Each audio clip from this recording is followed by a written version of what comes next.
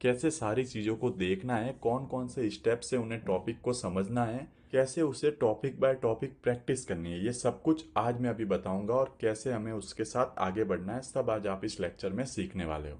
ठीक है, तो मान लो अभी एक इंसान है जो चार्ट को पहली बार देख रहा है। देखो, अब सबका बताने का अपना अपना तरीका होता है। अगर कोई इंसान आपको ये सारी चीज़ें जो स्टेप बाय स्टेप बेसिक से हमको क्या देखना है वो कुछ और बता रहा है, तो इसका मतलब ये नहीं है कि वो आपको गलत बता रहा है। ऐसा क्यों है? क्योंकि हर एक कॉन्सेप्ट को बताने का, हर एक कॉन्सेप्ट को समझने का अपना अपना अलग तरीका होता है।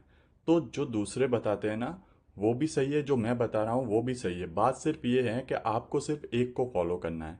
अब जैसे देखो, अगर मैं आपको प्राइज एक्शन सिखा रहा होता ना, तो मैं ये बेसिक से लेके एडवांस तक मैं आपको स्टार्टिंग में कुछ और देखने के लिए कहता। अगर मैं कुछ और कॉन्सेप्ट सिखा रहा होता तो मैं अलग तरीके से देखने के लिए कहता। लेकिन हम किस बेसिस पे चार्ट को समझते हैं? हम बेसिकली क्या सीख रहे हैं? हम सीख रहे हैं एसएमसी एंड आईसीटी।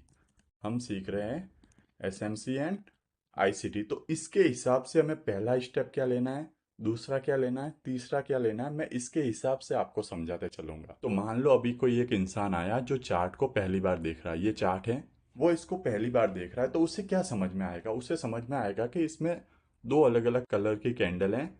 कोई कैंडल ऊपर जा रही है, कोई कैंडल नीचे आ रही है, और दो कलर की कैंडल है। लेकिन इस चार्ट को देख के उसे ये नहीं समझ में आएगा कि आगे क्या होने वाला है, ये चार्ट ऐसे यहाँ से नीचे क्यों आया है, इसका रीज़न क्या है, यहाँ से ऊपर क्यों गया है, इधर नीचे आके वापस ऊपर क्यों जा रहा है, इसका रीज़न उसे समझ में नहीं आएगा। क्यों? क्योंकि अभी तक उसने इसको पढ़ा नहीं है, उसने इस चार्ट को पढ़ना सीखा नहीं है, चार्ट को समझना सीखा नहीं है, चार्ट की जो लैंग्वेज है ना, वो उसे अभी तक नहीं आती है।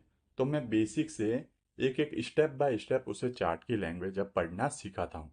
तो देखो, मान लो आप पहली बार चार्ट को देख रहे हो, एस एम सी आई सी टी, आप पहली बार सीख रहे हो, तो क्या ज़रूरी है आपके लिए? इसके अंदर क्या सीखना सबसे ज़्यादा ज़रूरी है, मैं आपको वो बताता हूँ। तो देखो, एस एम सी आई सी टी अगर हम लोग सीख रहे हैं ना, तो सबसे पहले जो पहला स्टेप है, जो चार्ट को पढ़ने के लिए जो पहली चीज़ है जो हमें समझना ज़रूरी है, वो है ब्लॉक्स और गैप्स। पहली जो चीज़ है जो हमें इसको सीखने के लिए समझनी ज़रूरी है, वो कौन से हैं? पहला हो गया ब्लॉक्स और दूसरा हो गया गैप्स। दूसरा क्या हो जाएगा? गैप्स। ये दो चीज़ें हैं जो हमें सबसे पहले समझनी ज़रूरी है। अगर आप बेसिक से, बिल्कुल बेसिक से चार्ट को देख रहे हो, तो इन दो चीज़ों का नॉलेज आपको होना चाहिए। अब ब्लॉक्स में कौन कौन से ब्लॉक्स आते हैं, तो मैं आपको वो बताता हूँ। ब्लॉक्स में पहला ब्लॉक आता है ऑर्डर ब्लॉक। ठीक है। दूसरा ब्लॉक आता है मिटिगेशन ब्लॉक। तीसरा ब्लॉक आता है ब्रेकर ब्लॉक। ब्रेकर ब्लॉक और मिटिगेशन ब्लॉक ऑलमोस्ट सेम ही है, नाम से आपको कंफ्यूज नहीं होना है। आपको क्या समझना है कि ये ब्लॉक्स ऑलमोस्ट सेम ही है। फोर्थ आता है रिजेक्शन ब्लॉक।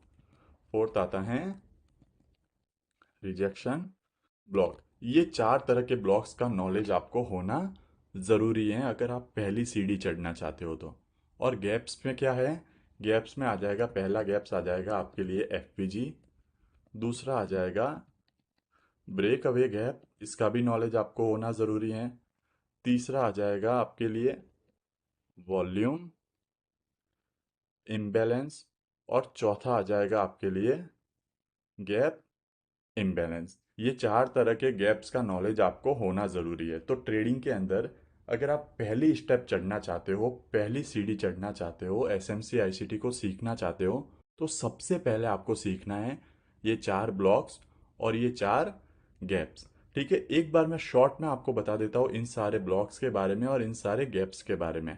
ठीक है, शॉर्ट में आपको बता दूंगा।